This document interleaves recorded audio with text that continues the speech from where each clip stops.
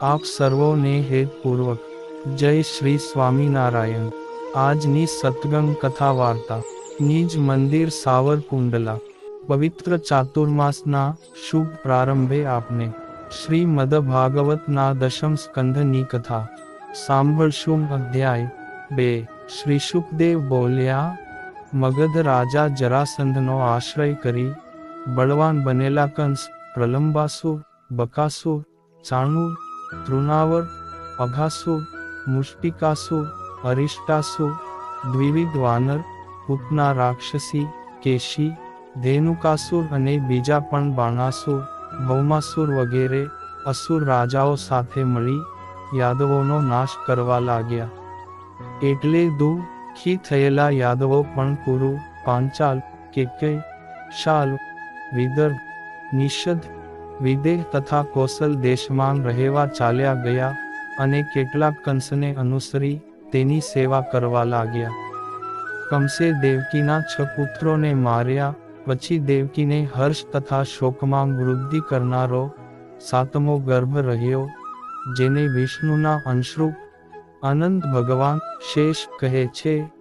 વિશ્વાત્મા ભગવાને પણ જેઓના પોતે નાથ હતા એવા યાદવોને કંસથી થતો ભય જાણી યોગમાયાને આજ્ઞા કરી, હે દેવી, તું ગોપ ગોપીઓથી શોભતા વ્રજમાં જા।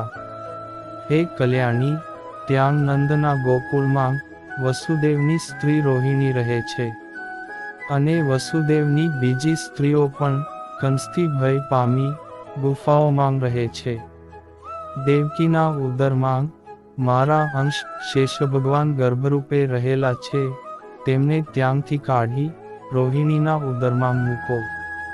પછી હું મારા પૂર્ણ સ્વરૂપે દેવકીનો પુત્ર થઈશ અને તું નંદની સ્ત્રી યશોદાના ગર્ભમાં થઈશ। તું પુત્રાદિ સર્વ કામનાવાળા પુરુષોની ઈશ્વરી અને ભક્તોની ઉત્તમ કામનાઓ પૂર્ણ કરનારી છે। તેથી મનુષ્યો ધૂપ, નૈવેદ્ય તથા બલિદાનોથી તારી પૂજા કરશે। તેમ જ પૃથ્વી ઉપર મનુષ્યો દુર્ગા, ભદ્રકાલી, વિજયા, વૈષ્ણવી, કુમુદા, ચંડિકા, કૃષ્ણા, માધવી, કદયકા, માયા, નારાયણી, ઈશાની, શારદા તથા અંબિકા એવા તારા નામો તથા સ્થાનો કરશે। તું શેષ ભગવાનને ગર્ભમાંથી ખેંચી કાઢીશ, તેથી તેમને પૃથ્વી પર લોકો સંકર્ષણ કહેશે અને લોકોને રંજન કરશે। તેથી રામ અને બળવાનોમાં તે શ્રેષ્ઠ છે, તેથી તેમને બલદેવજી પણ કહેશે। એમ ભગવાને આજ્ઞા કરી એટલે બહુ સારું। એમ તેમના વચન સ્વીકારી યોગમાયા તેમને પ્રદક્ષિણા કરી પૃથ્વી પર ગઈ અને ભગવાને જે કહ્યું હતું તે પ્રમાણે તેણે કર્યું। પછી યોગમાયાએ દેવકીના ગર્ભને રોહિણીના ઉદરમાં મૂક્યો।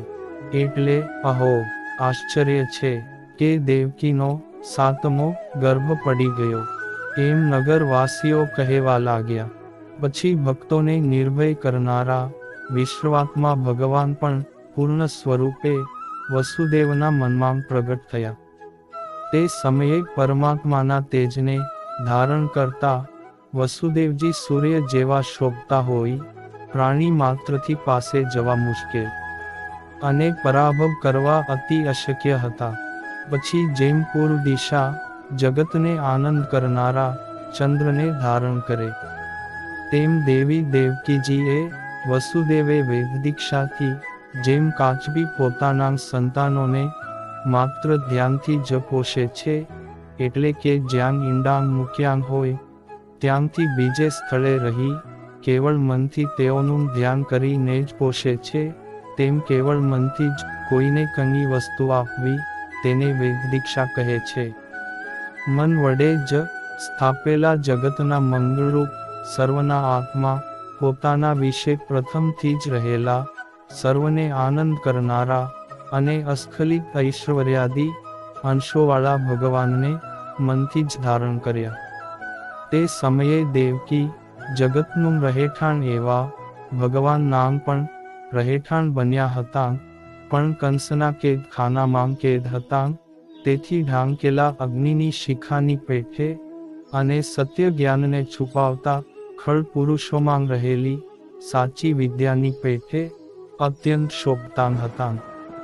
તે દેવકી કાંતિથી કેદખાનાને પ્રકાશિત કરતી પવિત્ર હાસ્યવાળી અને પેટમાં ભગવાનને ધરી રહી હતી.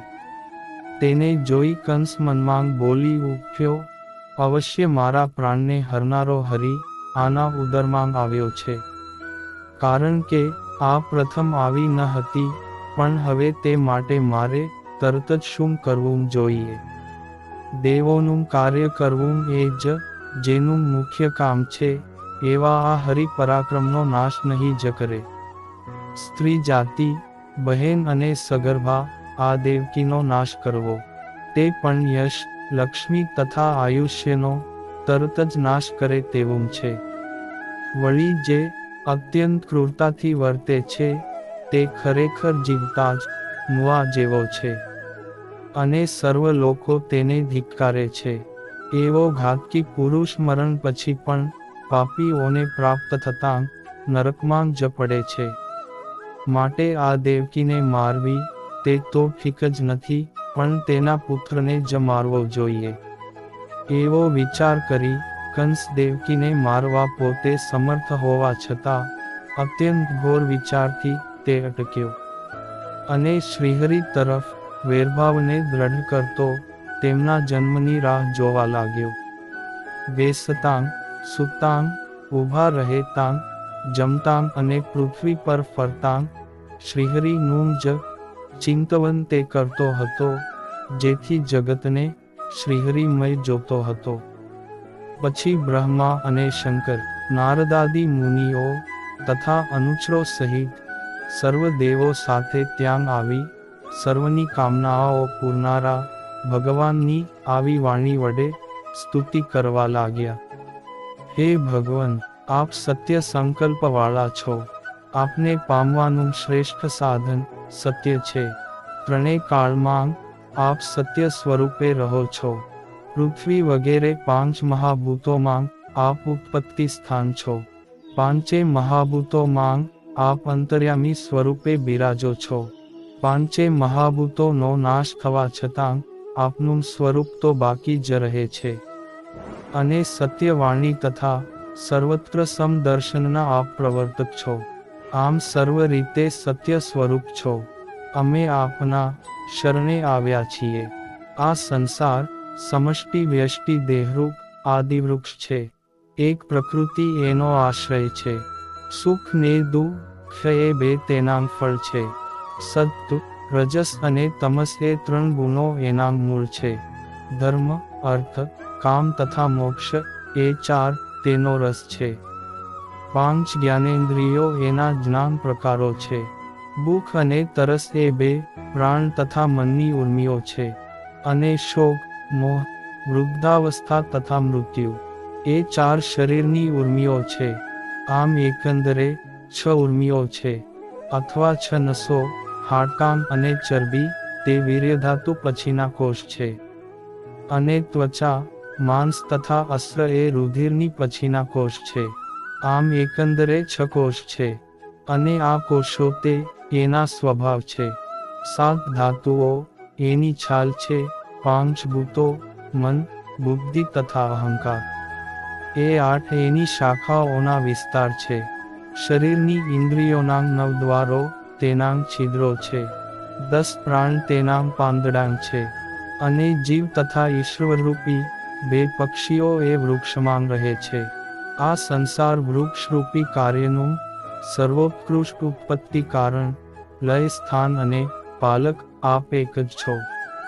છતાં આપની માયા વડે ઢંકાયેલા જ્ઞાનવાળાઓ આપને જ અનેક સ્વરૂપે જુએ છે, પણ જેઓ વિદ્વાન છે તેઓ આપને અનેક સ્વરૂપે જોતા નથી. કેવળ જ્ઞાન સ્વરૂપ અને સર્વના આત્મા આપ જ સ્થાવર જંગમ આ લોકોનું પાલન કરવા, સત્પુરુષોને સુખ કરનારા અને દુષ્ટોનો નાશ કરનારા સત્વગુણી સ્વરૂપો વારંવાર ધરો છો.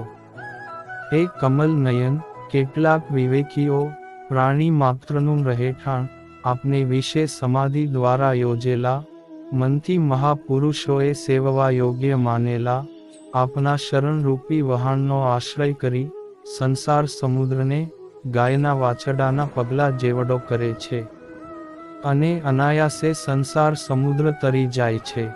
હે સ્વયં પ્રકાશ દેવ, સર્વ પ્રાણીઓ ઉપર અત્યંત પ્રીતિવાળા, તે વિવેકીઓ ભયંકર અને તરવામાં મુશ્કેલ આ સંસાર સમુદ્ર આપના ચરણરૂપી નૌકા વડે તરી જઈને તે નૌકા બીજાઓ માટે અહીં મૂકીને જ ગયા છે.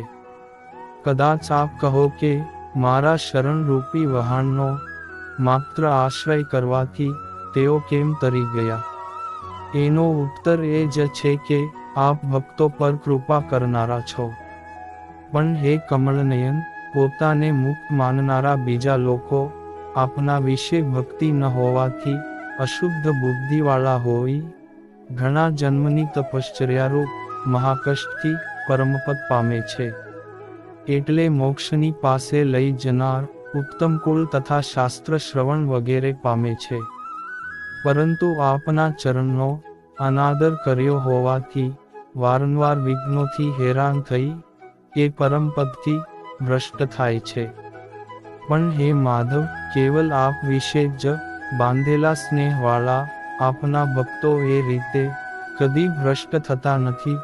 પરંતુ હે પ્રભો, આપથી રક્ષાયેલા તેઓ વિઘ્ન કરનારા સેનાપતિઓના મસ્તકો ઉપર પગ મૂકી નિર્ભય થઈ વિચરે છે. આપ સર્વની રક્ષા કરવા અતિ શુદ્ધ સત્વગુણમય શરીર ધારણ કરો છો કે જે શરીર પ્રાણીઓને કલ્યાણરૂપી ફળ આપનારું હોય છે અને જેનો આશ્રય કરી મનુષ્યો વેદો એટલે વેદાધ્યયન રૂપ બ્રહ્મચારી ધર્મ, ક્રિયાયોગો એટલે વૈદિક ક્રિયાઓ કરવારૂપ ગૃહસ્થ ધર્મ, તપ એટલે વનવાસ વગેરે વાનપ્રસ્થ ધર્મ તથા સમાધિ રૂપ એટલે સંન્યાસ ધર્મ, આ 6 સાધનથી આપનું પૂજન કરે છે. હે ધ્યાતા, આપનું આ સત્વગુણી શરીર જો અવતાર રૂપે ન પ્રકટે તો અજ્ઞાનકૃત વેદને દૂર કરનારું ઉત્તમ અપરોક્ષ જ્ઞાન થાય નહીં. કારણ કે જેના સંબંધથી બુદ્ધિ આદિ ગુણો પ્રકાશે છે તે બુદ્ધિ આદિ ગુણોનો સાક્ષી કોઈ ભગવાન હોવો જોઈએ. એમ બુદ્ધિ આદિક ગુણોયુક્ત પ્રકાશ ઉપરથી પરિપૂર્ણ આપનું કેવળ અનુમાન થઈ શકે છે, પણ સાક્ષાત્કાર થતો જ નથી. હે દેવ, જેમનો માર્ગ મન તથા વચનથી કેવળ અનુમાન કરવા યોગ્ય છે અને મન તથા વચન વગેરેના જે સાક્ષી છે તે આપના નામ અને રૂપ ગુણો જન્મો કે કર્મોથી જાણી શકાતા નથી. છતાં આપના ઉપાસકો આપની ઉપાસના રૂપ ક્રિયામાં આપના પ્રત્યક્ષ દર્શન કરે છે. એ વાત પ્રસિદ્ધ છે, જે મનુષ્ય આપના મંગળ નામોનું તથા સ્વરૂપોનું શ્રવણ, કીર્તન, સ્મરણ અને ચિંતવન કરે કે કરાવે છે, તેમજ દેવ પૂજા વગેરે હર કોઈ ક્રિયાઓ કરતી વેળાએ આપના ચરણ કમળમાં જ મન રાખે છે, તે ફરી સંસાર પામતો નથી. હે હરિ, આપના ચરણરૂપ આ પૃથ્વીનો ભાર આપ ઈશ્વરના માત્ર જન્મથી જ દૂર થયો તે બહુ સારું અને બહુ જ યોગ્ય થયું કે આપના અતિ સુંદર પગલાંની નિશાનીવાળી પૃથ્વીને તથા આપની દયાનું પાત્ર થયેલા સ્વર્ગને અમે જોઈશું. હે ઈશ્વર, આપ જન્મરહિત અને અજન્મા છો, છતાં જન્મ લ્યો છો. તેમાં કેવળ વિનોદ વિના બીજું કાંઈ કારણ હોય તો તેનો તર્ક અમે કરી શકતા નથી. કારણ કે હે નિત્ય મુક્ત પરમેશ્વર, જીવાત્મા માંગ પણ જન્મ, સ્થિતિ તથા નાશ જે દેખાય છે તેમાં પણ આપના સ્વરૂપનું જ તેને અજ્ઞાન છે. તે જ મોટું કારણ છે. ખરી રીતે જીવાત્માને પણ જન્મ મરણ આદિક નથી જ.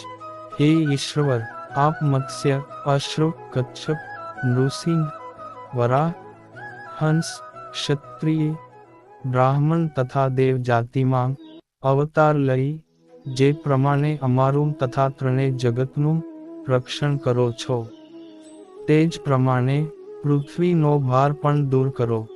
હે યદુત્તમ, આપને અમારા વંદન હો. ભગવાનની એમ સ્તુતિ કરી બધાય દેવો દેવકીજીને કહેવા લાગ્યા, હે માતા, પરમ પુરુષ ભગવાન અમારું કલ્યાણ કરવા સમગ્ર ઐશ્વર્ય સાથે તમારા ઉદરમાં સાક્ષાત પધાર્યા છે.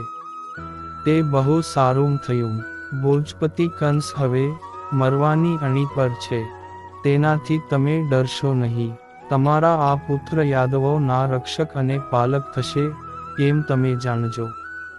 શ્રી શુકદેવજી બોલ્યા, હે રાજન, જેમનું સ્વરૂપ આ સર્વ જગતથી જુદું જ છે તે ભગવાનની એ પ્રકારે સ્તુતિ કરી.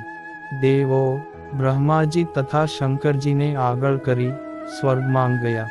અને હવે ભગવાન શ્રી હરિ પોતાના ભક્તજનોની ભીડ ભાંગી તેમને પોતાના નિર્ગુણ સ્વરૂપનું સુખ આપવા તેમજ સમગ્ર પૃથ્વીમાં વ્યાપેલો અધર્મ અને અત્યાચારના વિનાશ હેતુ મનુષ્ય તનુધારી માતા દેવકી થકી પ્રગટ થશે. તે પરબ્રહ્મ પરમાત્માના જન્મની શુભ કથા વાર્તા આપને આગળના અધ્યાયમાં શ્રવણ કરીશું. ઇતિ શ્રીમદ ભાગવત મહાપુરાણના દશમ સ્કંદ પૂર્વાર્ધને વિશે અધ્યાય બીજો સમાપ્ત. અને આ સાથે અત્યારની કથાને વિરામ. હવે પછીની કથા વાર્તા આપને આગળના ભાગમાં સાંભળશું. અત્યારે આપ સર્વોને ભાવથી જય શ્રી સ્વામિનારાયણ.